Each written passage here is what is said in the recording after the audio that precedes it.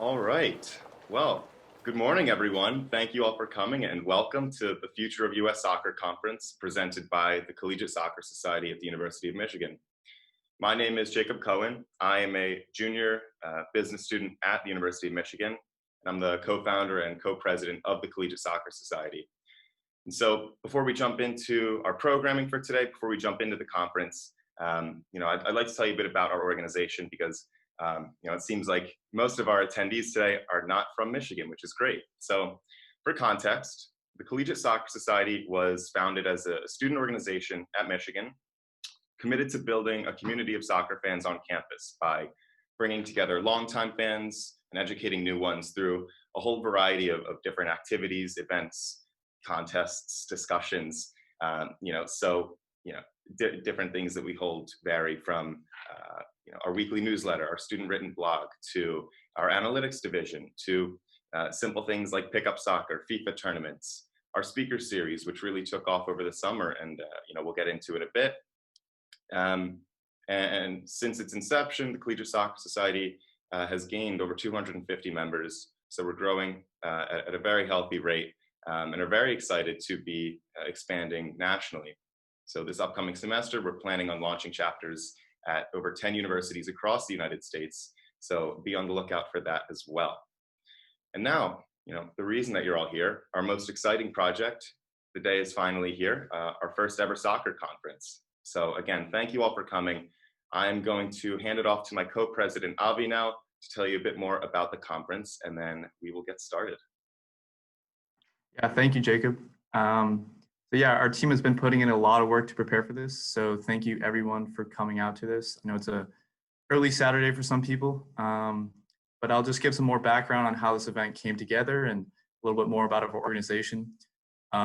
This past winter, we had our first speaker event with Dean Jones, formerly of Bleacher Report, just kind of a coincidental thing, and it turned out to be great. And like Jacob said, we continued with our speaker series in the summer, and around that time, we heard about other soccer conferences being held at universities in the U.S., such as Princeton and Yale. And we thought, that's something we should be doing here at the University of Michigan. And then later this summer, our outreach team began, connecting with a lot of people involved in U.S. soccer. So then, at that time, we thought, maybe we could do a panel, maybe a couple of panels.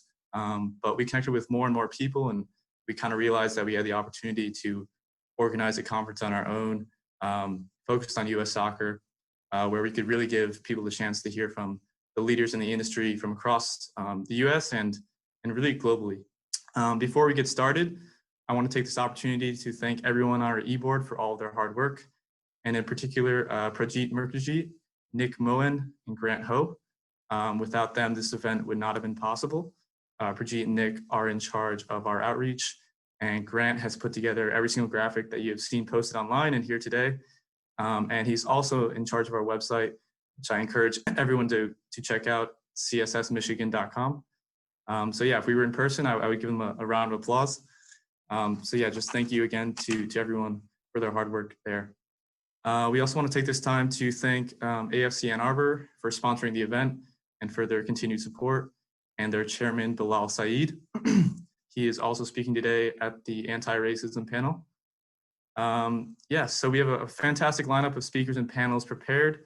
Feel free to come and go as you please. We don't expect anyone to stay for the entire time. And I'll hand it back to Jacob. Great, thank you, Avi. So, we're gonna dive right in with our first panel of the day, our business panel. So before we get started, I'll introduce three panelists for today. So Mr. Jordan Gardner is the chairman of the board and the co-owner of FC Helsingør in Denmark. He's also the co-owner of Dundalk FC in the Republic of Ireland and a minority investor in Swansea City. Jordan actually gave a great presentation to the Collegiate Soccer Society over the summer. So Jordan, we're thrilled to have you back. Michal Lorenc is the co-owner of AFC Ann Arbor. He's also the head of Google's ticketing and live events category. Mike is a professor at Michigan State University and is a University of Michigan alumni. Finally, Ali Curtis is the general manager of Toronto FC. He's also the former senior director of the MLS and sporting director of the New York Red Bulls. Additionally, Ali is a former professional player at DC United and FC Dallas. Unfortunately, Neil Beathy was meant to be on the panel today, but couldn't make it due to a last-minute commitment. So Neil is the Chief Communications Officer for U.S. Soccer, and as I mentioned, he had to drop out last minute as he had to unexpectedly travel with the men's team to Wales for their friendly. But Neil wanted me to share his disappointment of not being able to join us today as he prepares to travel with the team to Austria for the team's friendly on Monday. So panelists, I'd love to get started. Again, thank you all for being here. And before we really dive into the deeper questions, can you briefly tell everyone a bit more about yourselves? So Jordan, we'll start with you. Can you tell us a bit about who you are, what you do, and kind of how you got to where you are? Yeah, cool. Thanks, Jacob, and thanks for everyone for having me. I have a background in sports and technology. I had a company that I sold about 5 or 6 years ago in the secondary ticketing space. I played soccer up until pretty close to a professional level, not quite there. And then over the last couple of years, I've had a lot of interest in getting back into the sport. And, I wasn't sure what that looked like, whether that was, ownership, investment, football side, commercial side. And so I was able to work on a couple projects here in the U.S., mostly at the lower levels. And then over the last couple of years, I've been more focused on Europe. So I made some small strategic minority investments, as you mentioned. I'm a shareholder at Swansea City in the UK, shareholder at Dundalk Football Club in Ireland. And then more recently, about the last year and a half, my focus has been on FC Helsingør, which is a club in the Danish First Division. And I'm the chairman of the board and the majority shareholder there. And so I split my time between here and Denmark. Obviously, COVID's complicated that a bit, but it's a really interesting project. Obviously being majority shareholder at a smaller club in Europe, and so I'm sure we'll get into that later. But that's my background. Ali. Yeah, thanks for having me. My name is Ali Curtis. Currently the general manager of Toronto FC in Major League Soccer. Playoffs coming up, so a bit of a stressful time. I grew up in Ann Arbor, so I attended both Green Hills and Pioneer High School. A lot of my family attended the University of Michigan. I did not. I attended Duke University. Played the game my entire life, loved it. Had the opportunity to play professionally in Major League Soccer and did that and enjoyed that and left. And I did some work in banking in Chicago and Los Angeles for JP Morgan. But I'd always kind of kept touch points in the football world. And so in 2007, I joined Major League Soccer, and I had a really kind of multifunctional role where I was integrated in I would say probably, the commercial side, but also on the sporting side. And then in late 2014, I accepted a role as the sporting director GM of the New York Red Bulls, and I did that for a couple of years. Left, and then I became the general manager of Toronto FC, and that's kind of where I am right now, and trying to manage through all the things COVID related. Great, Mike. Hey, can you guys hear me? Yep, sounds perfect. Okay, perfect. Apologies for the video issue. So Mike Lorenc playing a dual role. Yes, I'm one of the co-founders of AFC and Arbor, so kind of bringing in the semi-professional minor league soccer experience and everything that we go through and kind of how we think about growing the game of soccer here in Ann Arbor and in broader Michigan. I also, my day job, I lead a team at Google that works with ticketing and live events clients. So basically my team works with professional leagues and teams, as well as sports and music entities, on helping them leverage Google's digital properties for anything from ticket sales, fan engagement, sponsorship, media, content, and so on and so forth. So happy to and looking forward to bring in more of the media and kind of the demand for sports perspective, mostly in the US, but really North America, for this conversation. Great. Well, thank you. Looking forward to this. And so, let's dive right in. So obviously, the topic of our conference is the future of U.S. soccer. So let's start big picture. We all know U.S. soccer has absolutely come a long way. We're seeing more and more American players break into Europe, from Weston McKennie to Gio Reyna to Tyler Adams. And we've almost become a feeder for these European clubs as we see more and more young talent moving to Europe, moving abroad. And again, this is incredible progress compared to where we were 20, 30, 40 years ago. But this development has happened so quickly, and it already looks like we have a pool of young players who can compete with the best in the world. And so my question for you is, in terms of the MLS, how long should we be content being a second-tier league and a feeder for the world? Is it our goal to ultimately be a top-tier league, or will we be forever content with playing this feeder role? And this is open to any of the panelists. Yeah, I'll jump in. Maybe I'll start the madness. I mean, I think that obviously, I think soccer in the United States and Canada has grown quite a bit over the last 24 and a half, 25 years. I think this is Major League Soccer's 25th year in existence, and so it's come a long way. Of course, we had the World Cup in 1994, and we'll have it again in 2026, which is exciting. I think the starting point is not whether or not you identify or look at how you view your league. I don't think that we view it as a feeder league or as a second-tier league. We view it as a vibrant league that has a lot of talented players, has a lot of talented staff, and continues to grow year in and year out. And the measure of success is not whether or not a player goes and plays in Europe or whether or not a coach goes and plays in Europe. I think the focus has to be on how can we not just develop players from a youth development standpoint, and how can we integrate them in kind of the professional player pathway and move them up, not just from our academy, but also what's the next step in their professional development underneath the first team, and then from whether that's the reserve team or a USL team, how do we move them into the first team? I think that that's important, but also just look at the growth with regard to facility development, sponsor engagement, broadcast revenues. All these different metrics, I think, have increased and improved over the last 25 years, which is really exciting. And I always preach being impatient, but also being patient.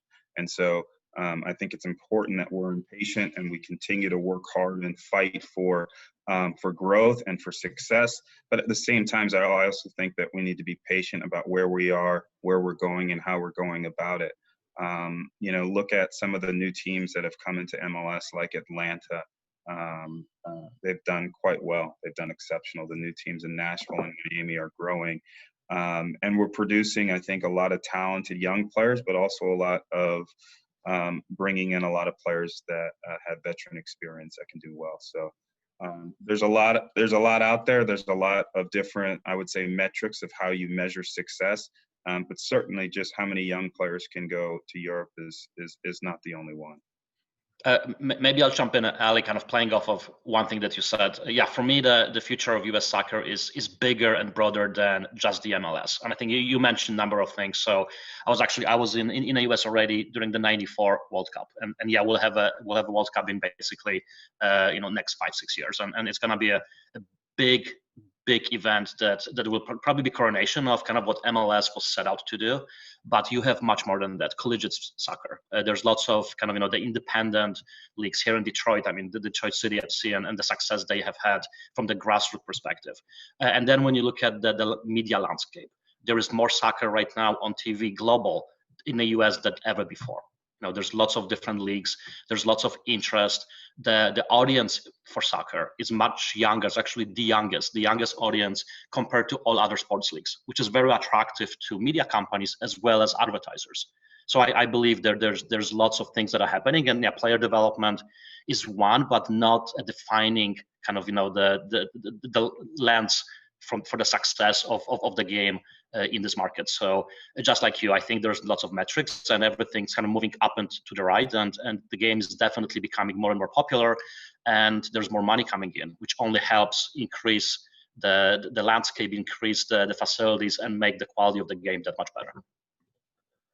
Yeah, so I'll jump in. Obviously, I have a little bit of a different perspective, spending most of my time in Europe. And I think, look, there's no doubt there's been immense growth in American soccer, Major League Soccer, the amount of young Americans playing in the Champions League now, the continued growth and quality of Major League Soccer. From my perspective, every team and league in the world, to a certain extent is a feeder league for someone else, unless you're in the Champions League, unless you're Bayern Munich or Barcelona. So I do think there is definitely that perspective. But Yeah, I mean, I think it's just going to take time and patience to continue to grow. I mean, from my perspective, the more Americans we have playing at the highest level, and some of that certainly, of course, is Major League Soccer, and in other ways, that is in Europe at the top clubs, is going to be, good for the growth of the game and good for our national team and all that kind of stuff. So, yeah, I agree as well that I think it's not just where our players playing, what leagues are they in Europe, are they not in Europe? It's you know MLS, for instance, is an incredibly compelling live product, so we're seeing huge growth in attendance, obviously before COVID, and the television ratings are starting to grow a little bit. But so I think there's a variety of metrics you want to look at. But for me, from an on-field product, there still is a pretty significant gap between a lot of the leagues in Europe and what you see in North America. And so I think over time, hopefully that gap continues to close, and we'll see continued growth in the sport here.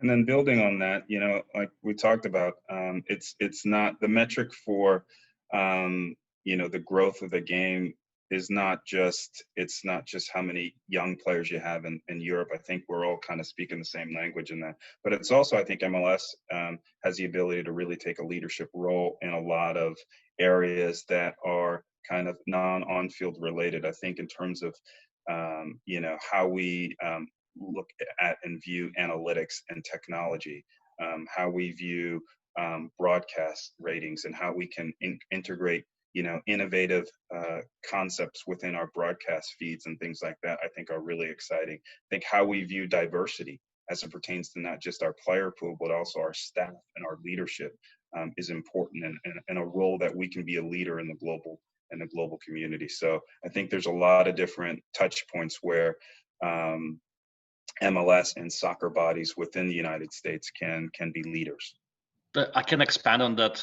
Having a chance to work with all of the sports league on the digital and social media component, and yes, MLS, because it is a startup.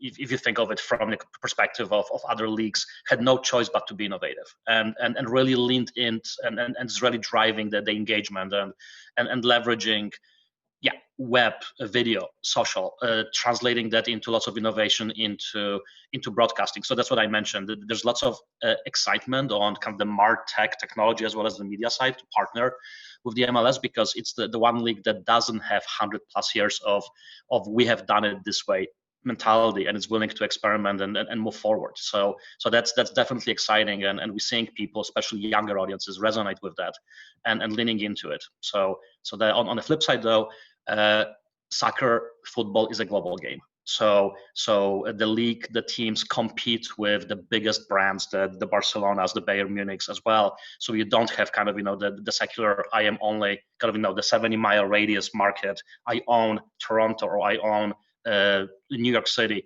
Fans, people from those cities can follow multiple teams and multiple layers within soccer. So that's kind of the challenge of divided attention and divided loyalties.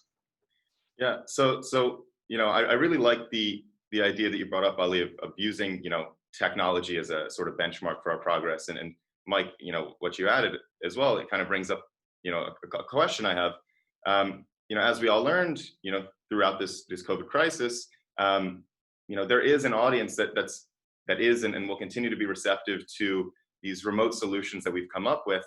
We've seen leagues and teams sort of scramble to come up with ways to replace revenue lost, due to the inability to, fill seats or whatever it may be. And so, these institutions have gotten creative, letting people, pay for a seat virtually, things like this. So I'm curious how you see technology persisting and playing a role in the financial future of soccer. For example, are there ways that we could use social media to monetize digital events? Is there a role for technologies like virtual reality in the future? What ways can we use technology, in soccer moving forward?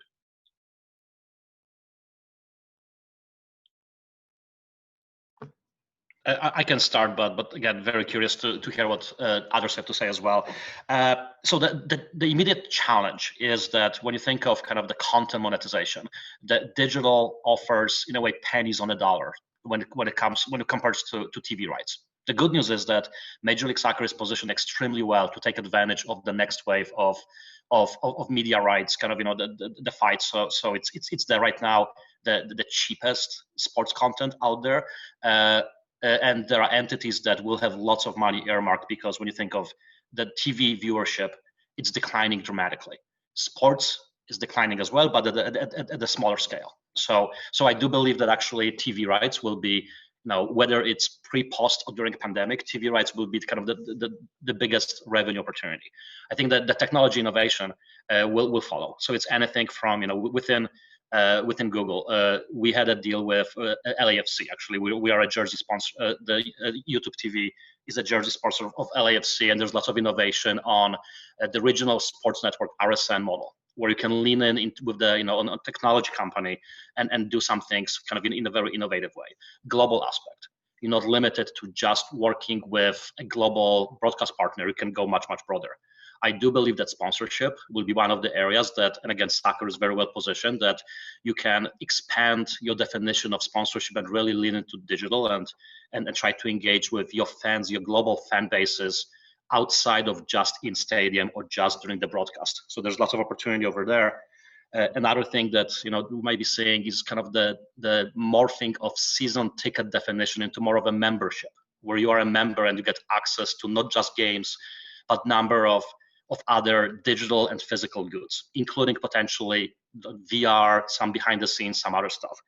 And then finally, merchandising. Again, I think there's lots of opportunity, and we're seeing it with some clubs to have more of an ownership of merchandising and drive it directly, because you can do it through the direct digital platforms, social media, other aspects, and really drive that in a much more effective way than historically. So I do think there will be some innovation. Ultimately, having fans in a stands continues to be very, very critical component, not just for the revenue for the teams, but also even for the viewership. People don't like sports on TV without fans. There's a certain component that's missing. So that's something that we need to think about bringing back safely. I agree with a lot of the things that Mike said, if not all. One of the things that I'll try to keep it simple, but kind of piggyback off of what he said or elaborate, is that just to kind of keep it simple, it's fans, spectators. When you think about sports and entertainment, people want to be, they don't want to just watch or consume the experience. I think they want to be part of it. And so the more innovative ways I think that we can have spectators be part of the experience, so to speak, the better. And I think that's the direction things are going. You see, probably HBO started it with kind of their Hard Knocks portrayal, where you can kind of give the viewer kind of an inside, in-depth experience of what it's like to be a football player, or what it's like to be a football coach, or just kind of the daily decisions and the grind and the emotions that kind of are associated with going through a training camp. And I think when you are trying to view sports now, especially football, you're trying to understand the different decisions that players are making on the field in different moments, to really be part of the game. You're trying to understand kind of the different variables that coaches are weighing, throughout the course of a match, to understand why the changes that they're making, the decisions that they're making, the different comments that they're making. You want to be part of the huddle. You want to be part of the locker room, so to speak. And I think that's a direction of not just soccer, but sports in general. I think one area where you're seeing huge growth in North America is gambling, and that's obviously something in the U.S. or in Europe that you see. You can go, you're at the game, and you can place a bet. You watch the games on television in Europe, and they're giving you odds on who's going to score the next goal, who's going to win the league, all sorts of stuff. And I think, I don't know off the top of my head, but a half a dozen states, I think, just legalized gambling in the last election. So DC United launched a sports book. So I think that's one huge growth potential area for North American sports and North American soccer in particular that can help bridge the gap a bit when it comes to lost revenue from COVID. Yeah, absolutely. And I like this idea of building this deeper connection with the fan base and likewise with the team. And so an idea I've been curious about is the idea of exporting American soccer internationally. So whether that's the MLS, whether that's the NWSL, whether that's college soccer, whether that's simply our national team. I'm curious if there are revenue opportunities for American soccer abroad, because although we don't necessarily have Champions League teams, there still are opportunities, I believe, to, appeal internationally. So, for example, people often argue that, the very top talent, the Champions League level talent is what, is going to draw people in. But there are plenty of examples, college football, college basketball, talent shows like America's Got Talent, where, you don't necessarily have the very top talent, but you have young prospects, and people like to latch on and like to, be the ones to discover, the next big thing. And so, I see, at least my perception of American soccer, is that we have a lot of young talent, and we have a lot of, diamonds in the rough that people can discover. And so, is there an international opportunity to take advantage of this status and, of this potential growth and this growth that we're seeing moving forward? I'm curious to hear your thoughts on that. I think what MLS has done a good job on in particular is they have media rights. So the games are broadcast all over the world. I've been in the Middle East, and you turn on the TV on whatever station it is, and you can watch an MLS game now. Obviously, there's challenging the time difference and what that looks like. I definitely think there's a curiosity abroad and in Europe about what's going on in North America. Like, I get asked a lot, actually, like what's going on with Beckham in Miami, and how is MLS doing? So there's definitely a curiosity there. I think we're probably a little bit of ways away from being able to monetize that in any sense. I think, there's so much content, like let's say for us in Denmark, like our supporters, they'll have their local team, which for us is Helsingør. Then they'll have more of a national team, which maybe that's a huge club in the country, an FC Copenhagen. And then they'll have like more of a global team they support. And traditionally that's a Premier League club, Liverpool, Manchester United. So can down the road that be another club, or their global club be an MLS club? It's possible. I think we're probably a ways away from that from my perspective, but there definitely is interest in the league. There's no doubt about it. And there is visibility, which I think is smart from that perspective.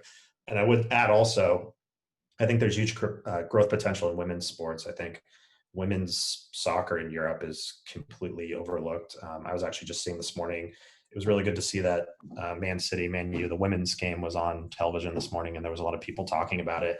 But you go to a lot of countries in Europe, and there's very, very little interest in women's soccer. And I think because we have so much talent and there's so much interest in that in North America, I think there's potential in women's soccer in Europe.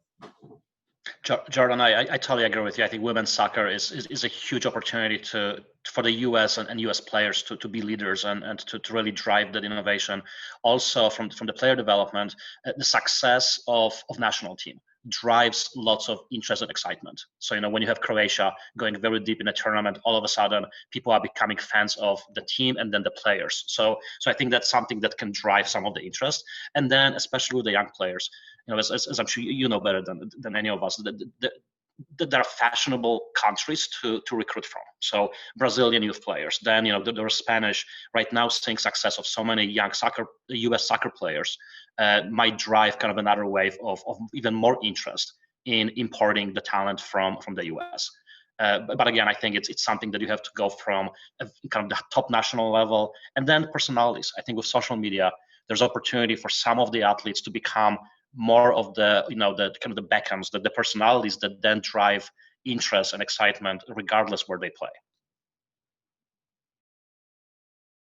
So I absolutely agree that the international, the success of our international teams, absolutely a major growth driver of ours. And so I'd like to shift gears a bit and talk a bit about the player. Mike, you bring up the player development side of things.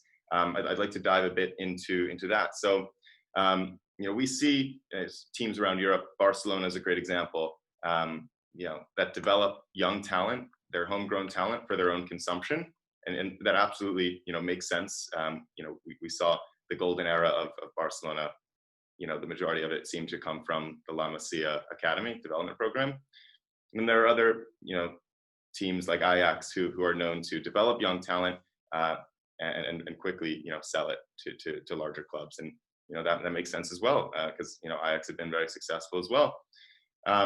It seems like the MLS is we know developing talent, but a lot of our top players seem to be moving abroad pretty young now.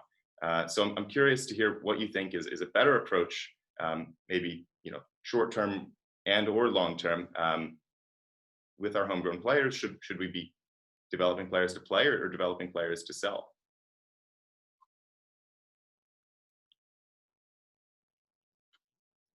I can. I think I think every club has. It's important that every club, not just in MLS but also around the world, has their own identity in terms of who they are as an organization. And I think some clubs will be developers of talent and look to sell players as a means to survive as a business and a means to generate revenue. And some clubs will try to develop players within their community because they want to. They view it as a responsibility, as being a participant and being as a member of that community. It's also some clubs will develop talent because they view it as a means of survival within their league in a cost-efficient and very difficult financial landscape. I just think it's important that, and everything is case specific, right? And I think once teams can kind of, and you've seen kind of the maturation, I think, with a lot of MLS clubs in terms of who they are and developing who they are and what they're good at, what their strengths and weaknesses are. But I believe it's a balance. It's not either or. It's, in some cases, I think it's important to invest in local talent because, one, I think that's important, and I think that should be a responsibility of clubs within the United States and Canada, and that's important. As it pertains to whether a player is sold or transferred or whether a player stays here, I think that to have those options, I think, is important. I think in some situations it's best for a player to stay home and to play for his local club and to continue on his journey. And in other cases, it might be important for a player to kind of move abroad. Ideally, it's really a personal choice, based on a player's unique set of circumstances, whether that's his family, whether that's what he wants to do with his life, whether he loves to live in the local community and really become that player. You're seeing it in other leagues where even you look at the NBA and players either spend their whole career in one place or maybe they move around, and a lot of times those are sporting reasons, but also a lot of times they're personal reasons. And at the end of the day, the clubs don't control this. They don't have complete control. These players are human beings and they have freedom of choice. And if a player wants to play his entire career at one club, then that may be a decision that he makes. But if he also wants to go abroad or something like that, then that may be it's a collective choice. So I think you just need to acknowledge that these situations are kind of case specific. It's not either or. I think it's important that clubs adopt a strategy, but also there has to be some flexibility and latitude within that plan or within that strategy. And every situation is different. And, even when I look at my own club, we've got a guy, and I'm a little bit north of the border now, actually probably about 3.5, 4 hours away from you right now, but I grew up in the States my entire life. And, I grew up with, I managed Tyler Adams and Matt Miazga when I was at Red Bull, but now I'm here at Toronto. And, we have a couple talents in Jonathan Osorio, who is a local Toronto player. And he's played his whole career, his professional career at this club, Toronto FC. He's 27, 28 years old, very talented, plays for the Canadian men's national team. And then we also have a player in Ayo Akinola, who is a very talented player, born in the U.S., grew up in Canada, has the ability to play either for the U.S. team or for the Canadian team. And he's a young talent. He'll have options. He's 20 years old, and there's a lot of interest abroad. And he'll have to make a decision on whether or not he wants to play here or whether or not he wants to play abroad. But it's not incomplete. The clubs or the league, they don't have complete control of these things. And you see players not just within North America, either staying put or moving to a different club, but it also happens everywhere in the world. Whether it's Cristiano Ronaldo, or whether it's Neymar. Brazil produces more players than any team in any country in the world, and yet those players go on and play. Either they stay in Flamengo or Sao Paulo or all these different clubs, or maybe they go abroad. So it varies. In my opinion. I mean, I think what like Philadelphia Union have done this year proves that you can do both, right? They've had a ton of success on the field playing young homegrown players. So I think there's a lot of organizations that you have to give a lot of credit to. But yeah, I mean, look, the allure of Europe is always going to be there for a lot of these players. They want to test themselves. They want to be playing in the Champions League, a lot of them. So I think that's always going to be there, at least for the foreseeable future. And then the one thing I would say is also, it's like there has to be a large data set, right, to be able to evaluate if something is working or if it's not working, or what the right path is. I think MLS didn't start investing in academies until 2007, in terms of when and from that it took a few years to really get legs, and so I would say you're still kind of at a starting point, and so it'll be interesting to see each team's model. Philadelphia is interesting. I wouldn't say that it works or it doesn't work at this point, because I think the sample size is small. It also depends on what your objectives are. If your objectives are to play young players, and to develop them as much as possible and to sell them, then if that's your objective, then that's one thing. If your objective is to win championships and to win trophies, then you may approach player development in a slightly different way as well. So I think it's across the board. Ali, I was actually, going to bring up the Philadelphia Union as an example. I'm from Philadelphia. I was a part of the Union Juniors program. Obviously didn't work out for me, but we've obviously seen it work, for a couple of players. Brendan Aronson's, probably the most notable of late, signing with RB Salzburg. CJ Dos Santos moving to Portugal to play for Benfica's youth team. And so, it's a great point. Different teams, as you mentioned, have different identities, have different goals, and that makes a lot of sense. Teams have to be flexible. So, this program, like the Union have, and like, certain MLS clubs are starting to adopt, seem to be modeled, on programs like La Masia in Barcelona, where it's a full life responsibility and commitment.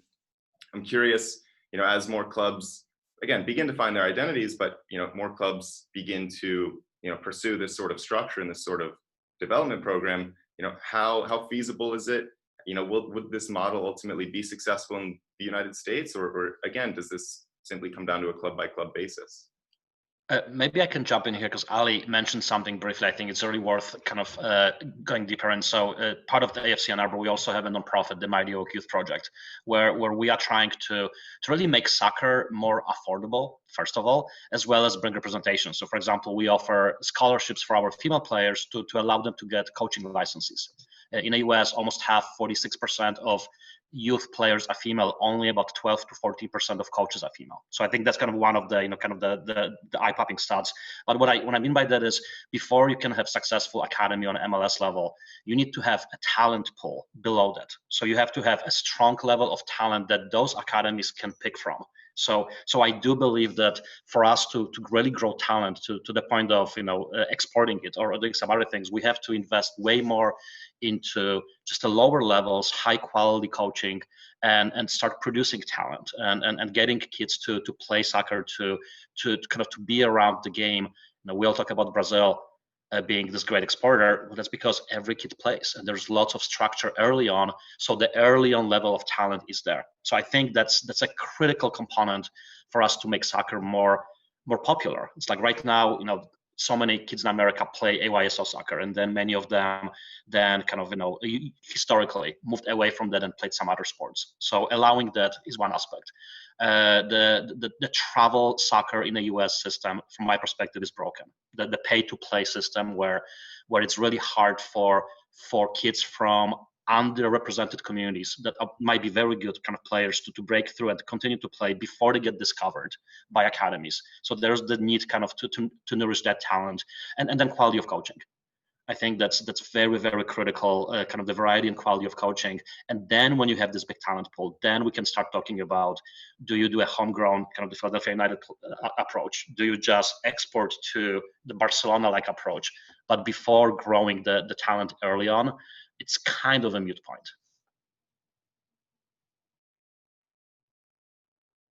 Yeah, absolutely. And so, you bring up an interesting point, Mike, about, being exposed at a very young age and how it sort of shapes the culture, of the country.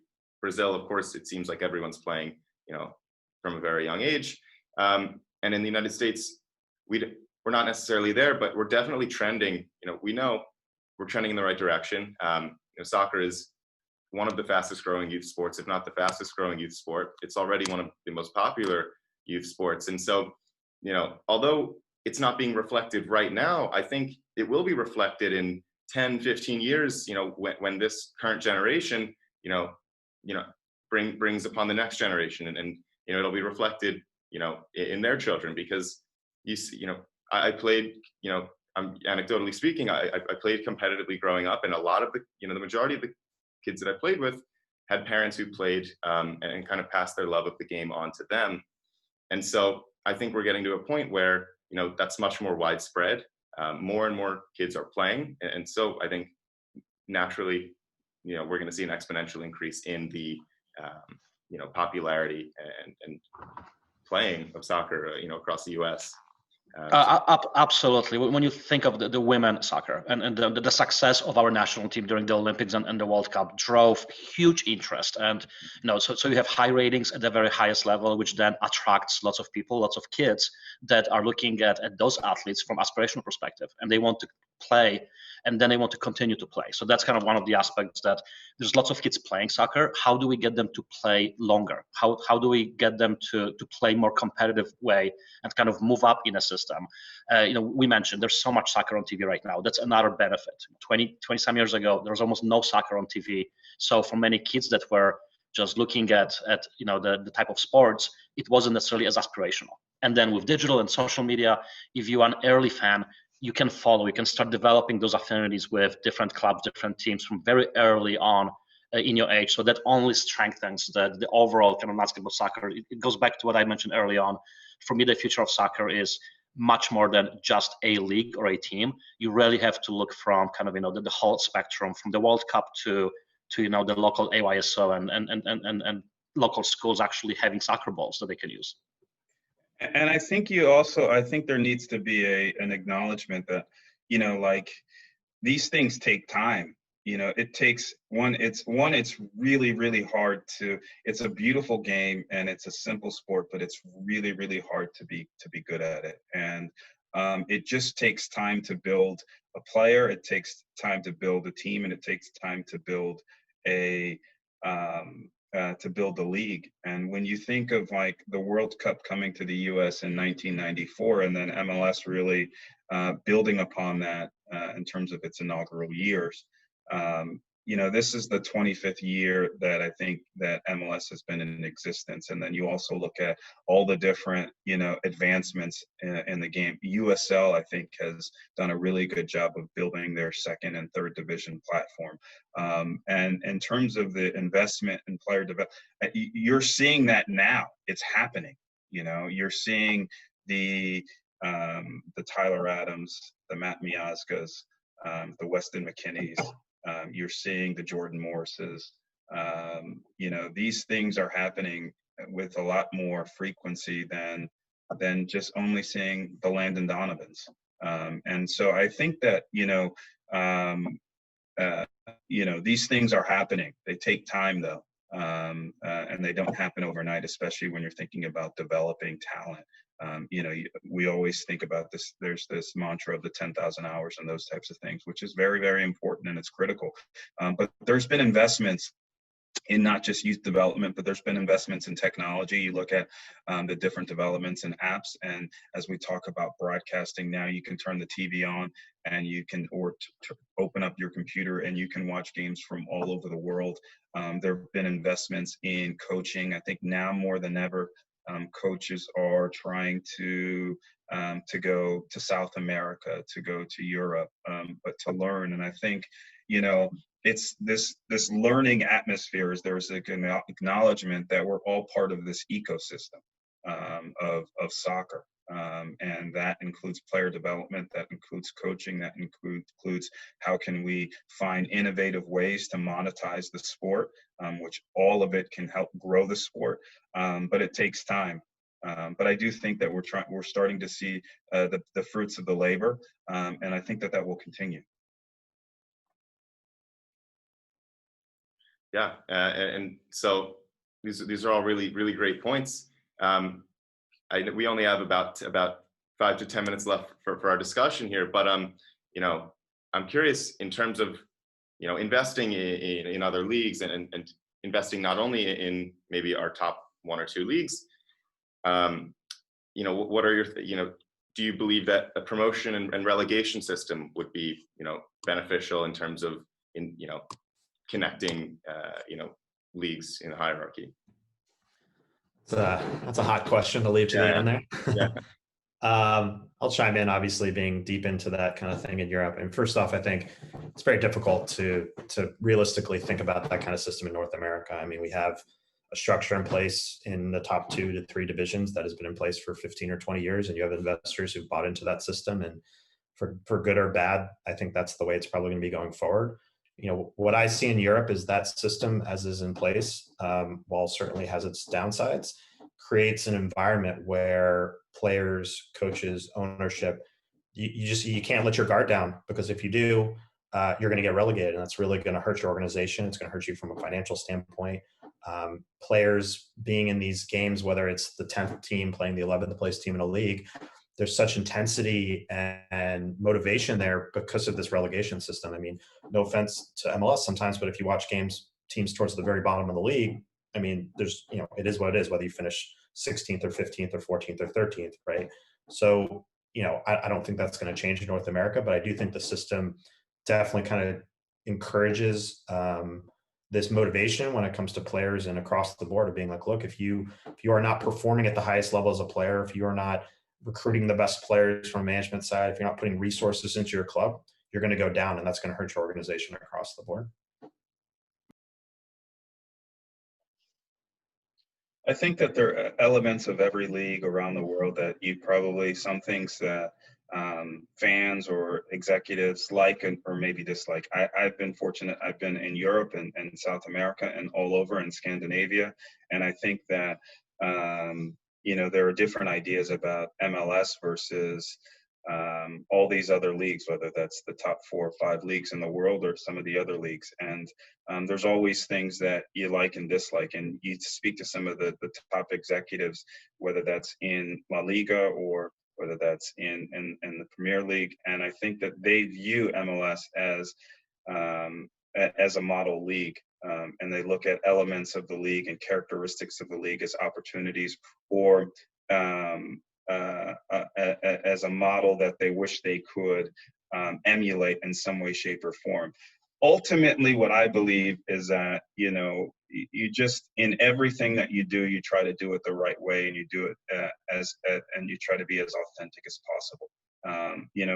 These guys that I've been fortunate to have played in MLS as a player. I've worked in the league office, and now I'm an executive at one of the clubs.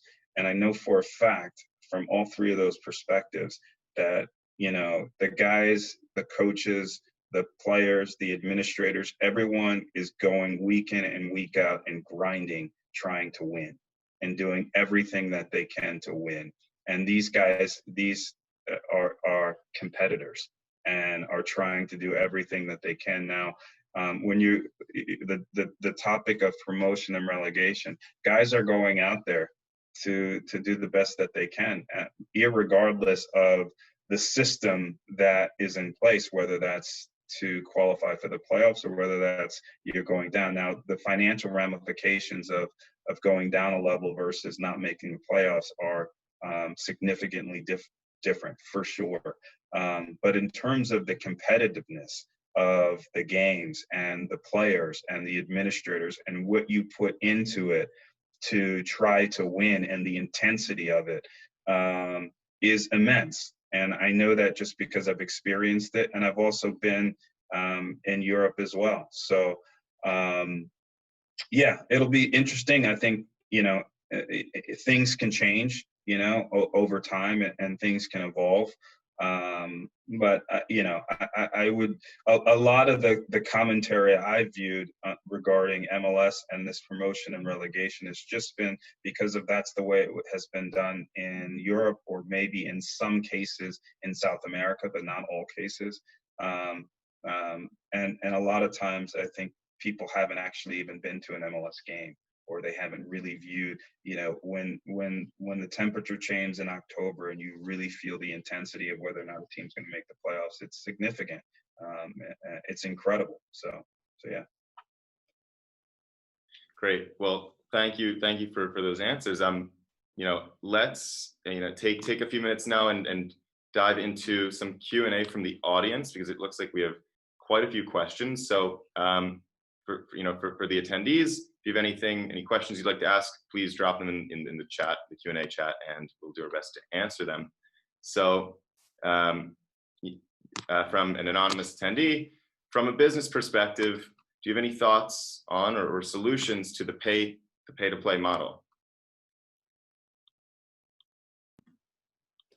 That's difficult, right? Because I mean, the financial backing's got to come from somewhere, right? I think everyone would love to get rid of pay-to-play in youth soccer. I mean, of course, if you're coming through an MLS academy, for the most part, that's a fully funded system. So I think that is one way. I don't know. I don't know if anyone has the right answer for that one. It's, I think some of the youth leagues and structures, they have ways that they could be doing a better job of subsidizing maybe more low-income families and low-income players. Or certainly, I don't think we do a great job as a country of, going into certain communities and identifying talent and having barriers to entry like pay to play. But I don't know if there's a solution to that I've seen out there. Maybe Mike can speak to that better. Yeah, I don't think there's an easy solution. Absolutely, that's very difficult. Ultimately, it's expensive. I do think two things that kind of part of our foundation that we think about. One of them is it's less pay to play, it's accessibility. So we still don't have enough soccer fields, or we don't have enough multi-purpose fields. The schools don't have enough soccer balls, kids don't have enough cleats and stuff like that. So I think there's an opportunity to increase just accessibility to soccer, which is kind of ironic because it is the easiest in a way and the most accessible sport to play. But that will kind of grow the pool. Another one with travel soccer, which I think really prevents lots of people, there's lots of unnecessary travel. So there are competing, usually kind of the travel organizations, travel soccer organizations within the same market, and they try to travel further and further out, partially to justify high costs of doing that, rather than concentrating more on playing local talent, and then only the best from the local pool go play some others. So I think there's an opportunity to lower the cost by being a little smarter about some of the travel expenditures. You don't have to, from Michigan, you don't really have to go to New York 3 or 4 times a year to play a big tournament if you are a mid-tier travel soccer player. So again, I think there are some kind of easier fixes, but yeah, Jordan, I agree with you. It's not an easy solution. There isn't one. I'd love to see more subsidies for players that are really showing talent that can't quite do it. Not just from the MLS and academies, but also some of the other local groups. And I think to Ali's point, it will take longer than 5 to 10 years. It's a process that you have to kind of have a 15, 20 year kind of an eye on trying to fix it. It won't fix overnight. I agree with Mike. It's definitely, you got to take the long view on it. It's not like, it's complicated, and you have to be patient when you're talking about player development. The one thing I would say is like, you have to view, I think, player development as an investment, and you can't necessarily view it as just a cost center. Right? It is expensive though. I agree with Mike in terms of, but I would say at the lower age groups, I think it's really important to localize that. And I do believe that there's some unnecessary travel at the local level, and we could be more efficient and effective with our dollars. But I think as players get older and things like that, I think it's really important that they do get outside of their territory to experience competitive football at the highest level. Some clubs even adopt a philosophy: I want my player to have played in 40 international games before he turns a professional, so that by the time he becomes a young player to a professional player, he's battle tested, he's ready, he's had these experiences such that when he becomes a pro. But also that then depends on what are the objectives of the local club that he's playing for. Is it an MLS club? It is a non-MLS club. There's a lot of, I think, things that that you have to evaluate. The one thing that I would like to see that I don't think that the US or Canada has cracked before is, we really need to be in underserved areas where we are embracing people of color into our sport in a way in which we never have. And I don't think that that exists within soccer in the US in a way in which to drive and try to really produce the optimal and the best players. And so I think, that accessibility component and that opportunity to get in some of those communities, I think, is an area of opportunity for U.S. soccer. Yeah, I would just add, I think like there's groups out there like Alianza de Football who are trying to hit those underserved communities, them particularly the Hispanic community. So I definitely think we need more of that out there. It's completely overlooked, I think. Awesome. So next question, again, an anonymous attendee. Interesting question. In terms of, a club with limited resources, when you're not, the Barcelonas, the Bayern Munichs, the Liverpools of the world, how do you personally prioritize long-term future needs of club development versus immediate first team needs? I'm smiling. I can talk from the AFC and Arbor perspective, which again, this is the division for semi-professional club, and I think in a way you have to think about both of those. So I think Ali mentioned, what is the purpose of the club? What is kind of the core DNA that you have? If it's being a part of the community and nurturing the game, then you will think about player development, because it's really important for you to have some of the kids that maybe were in your early academy to play on. Or the kids that play in local here in Arbor, that play at Pioneer, at Skyline, that actually will continue to play for our club, because that's kind of what we want to stand by. So I think you have to think about it from that perspective. If you are more from the mode of, hey, I need actually to develop and sell a couple players from the long-term financial viability. Again, when you talk about lower level soccer, having one of the players turn pro and being able to benefit from that financially can make your budget for next 2 or 3 or 4 years. So there are different things kind of to think about from that perspective. But I think developing players is very important if you want to be viewed as true champion of the community, rather than sitting on your suitcases ready to move to a next big market as soon as you're ready. That type of approach. I'll just give you. I think it, like Mike said, it all depends on what's the DNA of your club. What are your objectives as an organization? And that's not just in soccer, but that's also like in every industry, in the world. Whatever your objectives are, then you're going to build out initiatives and programs to hopefully meet those objectives, whether that's to generate transfer fee revenue, whether that's to sign local young players as first team players, whether that's to win trophies, whether that's to win the CONCACAF Champions League, the MLS Cup. But whatever those objectives are for the club, however you define or identify with the club, then you build out tactics in order to achieve that. I'm a believer in trying to have as much balance as possible. So especially with Toronto FC, we have, we have some very expensive, high-priced players, and we have a player by the name of Alejandro Pazuello. We have Michael Bradley. We have Josie Altidore. We have all these types of guys, Jonathan Osorio, and they all, are quality, are quality players. But at the same time, we also have some very, very young players that we think are super talented. Signed a young player by the name of Jaquil Marshall-Ruddy at 16. We have a player by the name of Jaden Nelson. Of course, we have Io, I mentioned, at 20. We have a player I signed about 3 weeks ago. His name is Ralph Priso. He played in our last couple of games. He's 18 years old. And so I think, as long as you have some sense of balance I think that that's important, and I think that that helps all things. Whether that's the objectives that a club or an organization may have on the field, or also what you're trying to achieve off the field, and then also with regard to your responsibility as a member of a local community. Great. Question from Akib. We spent time talking about the youth, the coaching, and the digital side of things. What about attracting the best talent to join the business side of U.S. soccer, in the NWSL, MLS, USL, to ensure that there is a great leadership pipeline? How do you see that happening?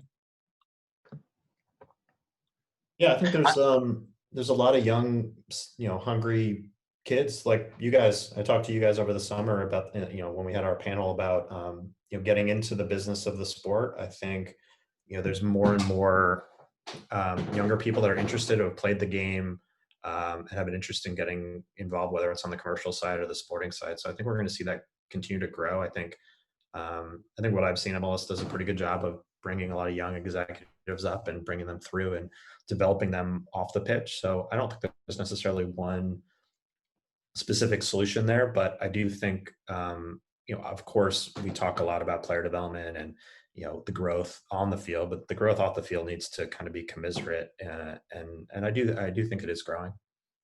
The one thing I'll add is I think even when I worked in the league office in MLS in New York City, I think they did a pretty good job of integrating young people, interns, and those interns eventually becoming full-time employees and or maybe going to different clubs and things like that. But the one thing I think that soccer in the United States, where there's an area of opportunity, whether you look at as you look at the ecosystem of soccer in the United States, you look at all the different state associations and their leadership. You look at the leadership within U.S. soccer. You look at leadership within Major League Soccer and all the other leagues and all the other youth clubs. While the player pool sometimes is diverse, MLS, there's approximately 25 to 30% of the player pool is Black. The leadership is largely homogenous. And I think that there's an area of opportunity for soccer in the United States to be increasingly more diverse. And it's important that we build out different programs and initiatives to address that void.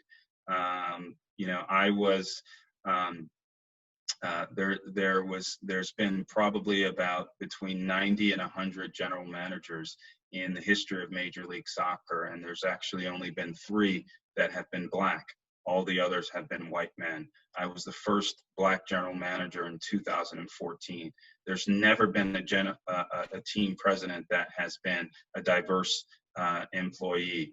There's only been 6 of 140 to 150 Black coaches in the history of Major League Soccer, and those happen to be some of the best players in the world, from Thierry Henry to Patrick Vieira, and so on and so forth.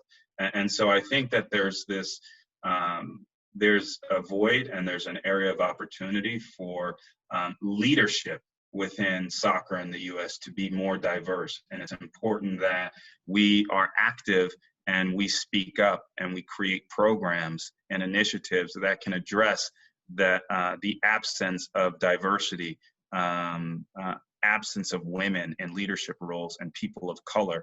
And I think that that's an opportunity, and I'm really excited. I've been working with Major League Soccer, also Toronto FC, over the last 4 or 5 months. I think you'll see some programs and some announcements within the next month or two. Been working closely with Commissioner Gardner.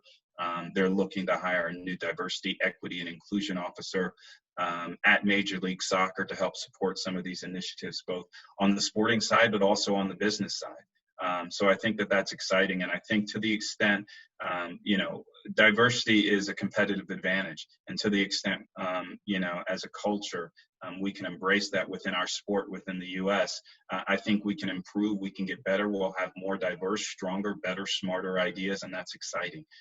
But when you look at U.S. as a country, we're such a diverse country, and we need to embrace that not just on the playing field, but also off the field in terms of management, executive leadership. Ali, I completely agree. And actually, I want to plug in. I know there's a panel later on today that kind of talks about some of those issues. I think those are critical. and a great opportunity for leadership. What I'm seeing, again, having worked with executives from all of the leagues, the sports, actually, again, MLS, because it doesn't have the legacy. You don't have lots of people that have been in the same organization or are part of the ownership group for 30, 40, 50 years. It is the only growing league in the US, and it attracts people and provides opportunities for people to be part of the growth. So I actually think there's lots of opportunities. And yeah, I agree with you. Bringing diverse talent can only accelerate just the growth of the sport and the quality of leadership. All right, we're going to get one final quick question in before we move on to the next panel. Question from Sam Bernstein, something I'm sure a lot of our attendees are wondering. What skills should college students who are interested in joining the field be picking up with extra free time during COVID? I learned Python and read a few sports business books. Is there anything else I could be doing? Topic that many students ask me when I do like guest lecturing. I have two answers. One of them: don't be afraid of data and analytics, whether the business or on the field perspective. Really understanding, the next level stats or how to use Google Analytics, how to really understand data will make you very, very successful. So I think that's one area that whether it's taking some of the courses at university or being self-taught, you can do it. That's one. Another aspect: hands-on experience. And it can start at, Ali mentioned, there are so many levels within the US that you can get involved with local AYSO, volunteering for a local club, doing some things at university. The hands-on experience of being kind of, part of the organization will set you aside. When Chicago Fire came to the MLS, I was in college in Chicago. I interned for them, and I did anything from translating from the Polish players kind of to the media, to selling tickets, to cleaning the stands, and that experience comes extremely invaluable. So don't just theorize and talk about it. Find an opportunity to lean in and to do some things. And I'll go back to data and social media. That's, the perception is that younger people are better at social media, and many of the media jobs that you'll probably end up getting, like entry level, will be around that aspect. So don't just be a heavy user of social media. Start thinking about being a heavy practitioner, and try to figure out how to do it well and how to sell those skills on behalf of the sport, the league, the team, or the athlete that you want to support. I agree with Mike. One thing I would say is you do as much as you can. These jobs are super, super hard. Like all these jobs within sports, to get an opportunity, it's just not easy. And so, if do everything that you can to get in the door. Whether you view yourself as a team president, you may have to. I have a friend who is a team president, a very senior role, and he was the equipment manager at one point. He was washing the jerseys and shorts and things like that, and he ended up going to a really good university and grad school and all these types of things. But just do as much as you can. It's so difficult, and just like everything, it's a relationship driven business. So the more you do, the more relationships that you can kind of create, and those things are really material, and they're meaningful. And then the last thing I would say is, like, soccer is such a global sport. So to the extent you have the ability to speak so many different languages, I think that's important. That, understanding the language of soccer, just watching the game, but also just being able to, whether that's speaking Spanish, whether that's speaking French, whether that's speaking all these different languages, I think is really, really important and can serve you well in a game that's so global. All right. Well, thank you guys so much for those answers and for answering all of the questions that our attendees have asked. So that about wraps up this panel. Ali, Jordan, Mike, thank you so much again for joining us today. I'm going to move you back to attendees in a moment, but yeah, thank you guys again. Thank you. Thank you. All right.